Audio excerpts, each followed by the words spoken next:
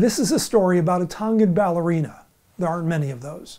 One of the things I remember about this story is the framing, the composition. Shooting for me is kind of like improvising jazz. You have to follow a certain structure, but there are certain shots you need to get, but at the same time, you improvise. You use what's in front of you at the moment. You play with what you've got. In this case, I had mirrors, and I saw symmetry. And they're kind of... I saw a nice two-shot. That'll also eat up some of your energy. I saw a reflection off the piano, and I pushed in. And I got this. While I'm shooting one shot, I'm always looking around for what's available next. So while I was shooting this shot, I looked in the mirror across the room and saw this.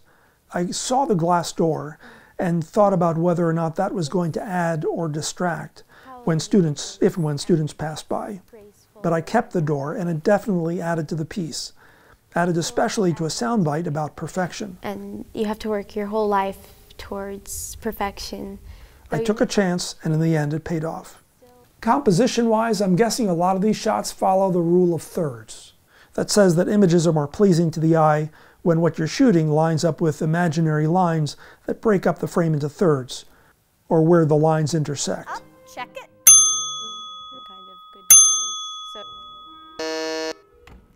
During the interview with Eliana's teacher, I got a soundbite about how the girl moves her arms. It's in her natural way of moving. It's just... When she was explaining, the teacher, a ballerina herself, moved her arms to demonstrate.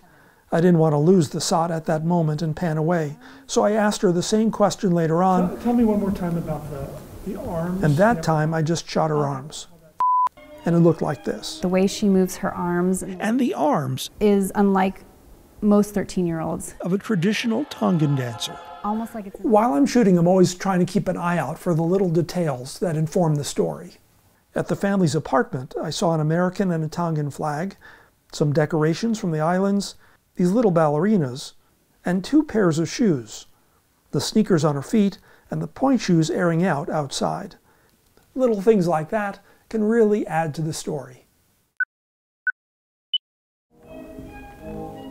Eliana Vahai Feaus, 13 years old, in the studio with a prima ballerina and getting ready to dance for royalty. You nervous?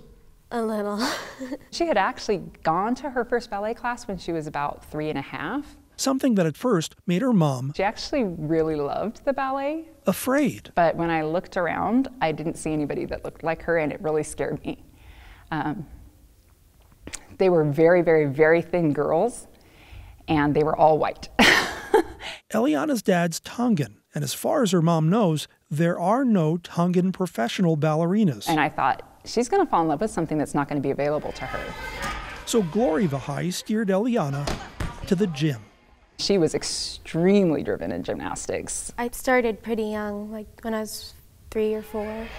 The young girl set herself a goal of competing for Tonga. The Tongan Sports Federation was starting to recognize her as a potential gymnast for Tonga. But an injury, osteochondritis, cut her gymnastics career painfully short. It was extremely devastating. It kind of took me a while to move on, to be honest. To fill the void, we decided to put her into ballet just to try it out. Straight leg, no releve, no releve. Eliana went back to the bar. Just to keep her busy. Heel forward. She picked up things so fast. She had gone from not having any ballet experience to being on point. Releve and stay. Within a few months, she was dancing at the Ballet West Academy. She's only been dancing for 3 years. Yes, that is not a long time to be dancing, especially with her point work. Now plie releve. You have to work your whole life towards perfection. Though you never reach it, it's still such a joy to dance. That'll also eat up some of your energy. And now rehearses with prima ballerina Christiana Bennett. Man, Eliana's a beautiful young lady. To perform this summer at the coronation of the King of Tonga. It's okay. You're so close. Bennett says she sees the legs of a ballet dancer. The way she moves her arms. And the arms. Is unlike most 13-year-olds. Of a traditional Tongan dancer. Almost like it's in her bloodline. Sometimes I'll feel like I'm connecting with my ancestry.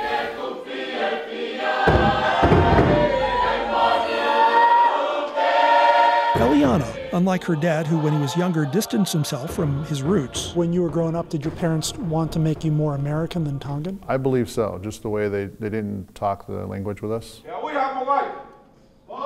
It was more important to him to assimilate. Eliana connects with her culture.